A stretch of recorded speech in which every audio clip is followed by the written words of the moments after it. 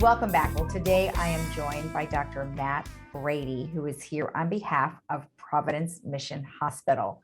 Well, Dr. Brady, thank you so much for joining me today. Yeah, thanks for having me here.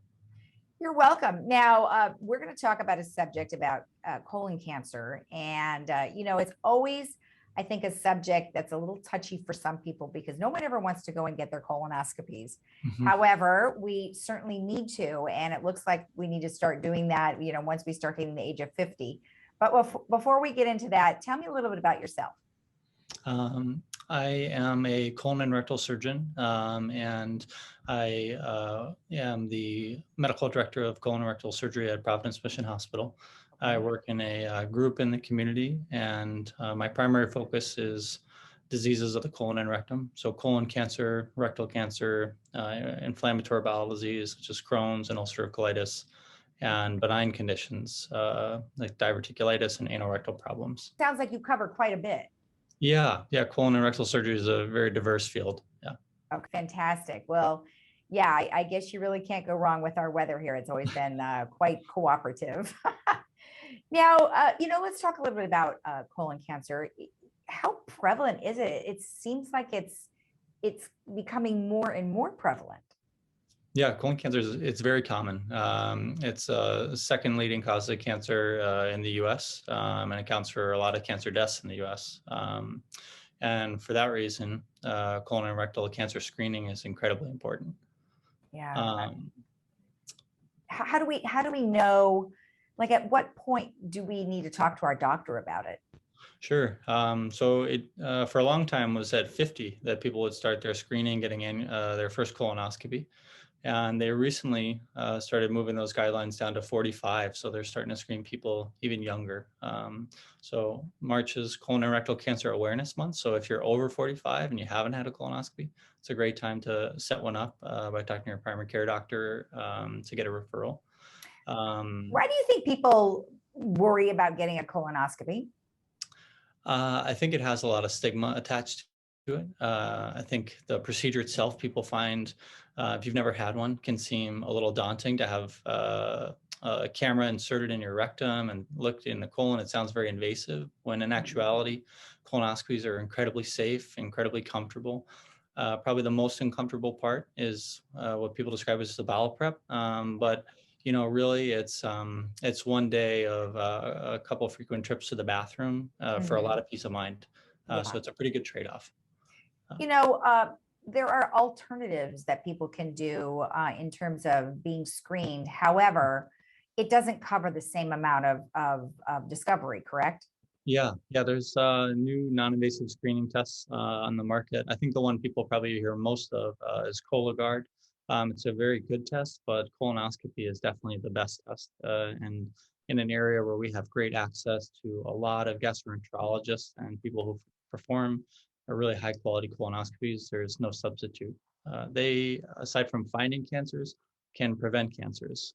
When people get diagnosed with polyps on their colonoscopy, what they may not realize is when the gastroenterologist took that polyp out, they very likely prevented a cancer from forming in the future. Oh, interesting. So regardless of what you find, I mean, let's say you found a few polyps, you would remove those automatically. Yeah. Mm-hmm. Okay, interesting. And can polyps prevent you can they cause other issues if you don't have them removed? Well, the biggest concern is that eventually they can turn into a colon cancer. That's the general pathway of colon cancer development is the formation of a polyp. And then over years, that polyp can turn into a cancer. Okay. But they grow silently, which is why a lot of people feel like, I feel fine, I feel healthy, I have a good diet and no family history. I probably don't need a colonoscopy when, the vast majority of times these grow totally silently. And the majority of patients with colon cancer won't have a family history. Okay. Now, there's a little bit of a discussion here regarding some risk factors. So inflammatory bowel disease, how does that affect it? Yeah, patients with a history of Crohn's and ulcerative colitis have increased risk of colon and rectal cancer development, probably a threefold risk of the average population. In the US, it's about 4% of people have a lifetime risk of developing colon cancer. So patients with IBD have increased risk. Patients who do have a family history have increased risk as well. And certain populations, African Americans have increased risk compared with the general population as well. I would imagine that many of us are not eating the proper diets anymore because we go to fast food and there's really no nutritious value for a lot of those cheeseburgers and French fries and things like that. I mean, wouldn't you say that because we have such poor eating habits in the United States that we could be increasing our risks? Potentially, there's some evidence for that things like obesity, diets high in red meat, low in fruits and vegetables may have increasing rates of colon and rectal cancer in those patients compared with patients with really high fiber, vegetable-rich diets. Smoking and alcohol use has also been linked to colon and rectal cancer development. Lack of exercise also been linked. It's hard to say exactly, which one's causative in any one patient, but personal history, family history is probably the biggest risk factor.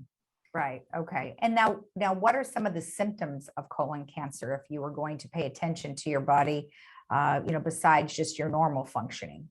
Constipation or change in people's bowel habits.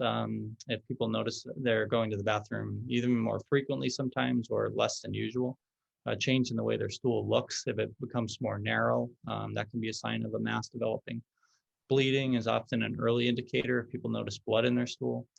And unfortunately, a lot of these things happen just in life in general. People get constipation, people get bloating, people will occasionally see blood in their stool and blame it on things like hemorrhoids. But it's really important, if you haven't had a colonoscopy, to make sure that it's nothing more worrisome. Wow. Yeah. And the fact that they have now reduced the age to 45, it just makes it that much more important that, they're maybe finding it earlier or younger people. So that's, there's been increasing rates in younger patients in the past, 2 decades. But finding it early with colonoscopy, colon cancer is very curable. Well, good. Well, let's talk about some of those treatments because I think people would be really frightened to go, oh my gosh, I have colon cancer, versus maybe another kind of cancer. What are some of the treatments? So they can arrange surgery is very often involved in treating colon cancer. And that surgery these days is usually done minimally invasively with cameras and small instruments, either using laparoscopic or robotic techniques. Okay. And most people recover very well from those operations and they're out of the hospital in 2 to 3 days with an enhanced recovery program that, for the most part, you should be looking for. Okay. All right. Perfect. Well, thank you so much for the information. We appreciate it. Yeah, thank you. All right. And we'll be right back after this.